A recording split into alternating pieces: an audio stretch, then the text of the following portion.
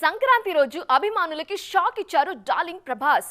ఈ సమ్మర్ కి darling movie theatres లో సందడి చేయటం పక్కా అని ఎదురుచూస్తున్న ఫ్యాన్స్ ని డైలమాలో పడేశారు.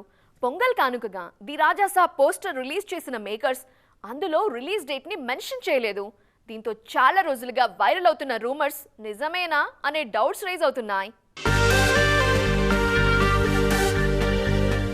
కల్కి 2898 AD తర్వాత ప్రభాస్ హీరోగా తెరకెక్కుతున్న మూవీ ది రాజా సాబ్. చాలా కాలం తర్వాత ప్రభాస్ కామెడీ జోనర్ ట్రై చేస్తుండటంతో ఈ సినిమా మీద భారీ అంచనాలున్నాయి. చాలా రోజులుగా షూటింగ్ జరుపుకుంటున్న ఈ సినిమాను ఏప్రిల్ 10న రిలీజ్ చేస్తున్నట్టుగా అధికారికంగా ప్రకటించింది చిత్ర యూనిట్. కొద్ది రోజులుగా ది రాజా సాబ్ రిలీజ్ వాయిదా పడే ఛాన్స్ ఉందన్న ప్రచారం జరుగుతోంది.